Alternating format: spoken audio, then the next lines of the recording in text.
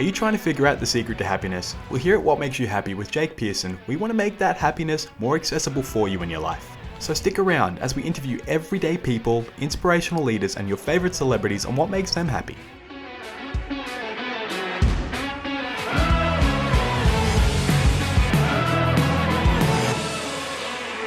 Welcome back to the podcast where we ask the question, what makes you happy? My name is Jake Pearson, and today we have with us Peter Quarry, who is a psychologist and author. Peter, how are you? I am absolutely fantastic, Jake. We've had a few technical problems before starting the interview, and I'm delighted that all is working and we're fine. We're ready to go, and I think this might be a great episode for you. It's sort of up your field of expertise. Peter, what makes you happy? Well, I thought about this a little bit before coming on today, and I decided that there are 5 things that make me happy. In no particular order, by the way. First of all, remembering things that have happened in the past that caused me to be happy then. I mean, I'll give you an example. The other day I was rummaging around looking for some stuff and I found some old photos. Now, when I talk about old photos, I'm talking about when I had blonde hair down to here, right? I mean, this is the situation now, you know what I'm saying? So these were very old photos, of the old printed type. And I was kind of going through them and I was looking at places that I'd visited and, adventures that I'd had, lovers that I'd had. And, I was going, oh, yes, oh, that's right. It's very hard not to be happy when you remember something or remember a time when you were happy. So remembering things that you've done in the past that cause you to be happy, great source of happiness. A second thing is, that's kind of looking at the past. I think another way of being happy is to think about the future and to kind of anticipate things that are going to happen that are going to cause you to be happy. So, for example, I usually go to Thailand once a year. I haven't been for 2.5 years because of the you-know-what. I'm going in a month's time. And when I imagine that scenario of checking into the hotel, going to the beach, and throwing myself into that beautiful, warm, green, soft water, and then kind of coming out and then turning around and looking back at the beach and seeing the swaying palm trees and the little funky restaurant that I'm going to have a cold beer at in about half an hour. I can't tell you how happy that makes me feel. So thinking about something in the future that you know is going to cause you happiness. A third source of happiness for me is, look, I'm sure many of your other people who you've interviewed have mentioned this, it's the idea of being in the moment.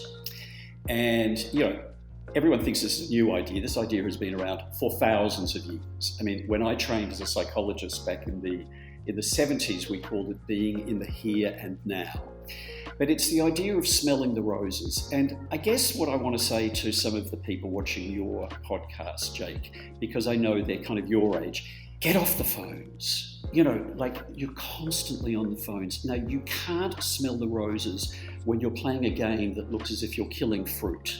I was at the beach a couple of years ago in Thailand, and there was this magnificent sunset, and there were some young people sitting in front of me, and they were on the phone. And I had to constrain myself not to go up to them and say, put your phones down just for 1 minute and look at this beautiful sunset. I don't know, maybe they were watching the sunset on the phones, but that seems to be a little bit ridiculous. So being in the moment is number 3. Number 4 for me is, I know I get very happy when I'm doing something that I do really well. Now, there's a psychologist with a totally unpronounceable name that starts with a C that I won't even try to pronounce it. He talks about flow, this idea of when you're doing something that you're really good at, you kind of lose a sense of time and space because you're so totally engrossed in it and really enjoy it. For me, one of the things that I know I do reasonably well, feel free to disagree if you want to, is talking about psychology and kind of psychological issues. And I love appearing in the media and I do lots of podcasts, stuff like that. And I'm reasonably good at it. I've been doing it a long time. And right now, for example, I'm doing it with you. I'm feeling extremely happy. Okay, so I said there were 5 things. The 5th thing is a great source of happiness for me, and I think anybody, is when you get told that you've done something well. In other words, when you get positive feedback. Now, I know, because I used to run workshops for years and years and years, people at work, for example, are always saying, my boss doesn't give me any positive feedback. Well, you know what? Go ask for it. Go and ask your boss and say, how am I going? Tell me what I'm doing well, tell me what I'm not doing so well. So you can ask and get feedback if you want to. For me, a recent example of getting positive feedback is I've just written a book, and yes, I'm going to plug it. It's called If I Were You, A Psychologist Puts Himself on the Couch. I'm the psychologist on the couch, obviously. And it's a book about how to make peace with your past, how to kind of get to know yourself better, how to increase your self-awareness, and how to get re-energized about the future, because I think everyone's a little burnt out after the pandemic and they need a bit of a sort of tune-up to move forward. I have been so humbled and thrilled by a number of people who've read the book, who've said to me that it really made them think, made them think about their father, or they made them think about their childhood, or the relationship they're in right now, or it made them think about what's the purpose of their life and how they need to kind of re-engineer that going forward. Or it just made them think about whether they are an introvert or an extrovert, or an optimist or a pessimist. And to have received feedback like that the book has made them think about their lives, is exactly what I intended it to be, and is a great source of happiness for me, because I know that I've done something that has really helped people. So they're the 5 things that make me happy. Peter, thank you so much for sharing those. They're very insightful, and they all come with great pieces of advice that those who are listening at home right now, wherever you're watching, on YouTube, Spotify, iTunes, can take that and apply that to their own life.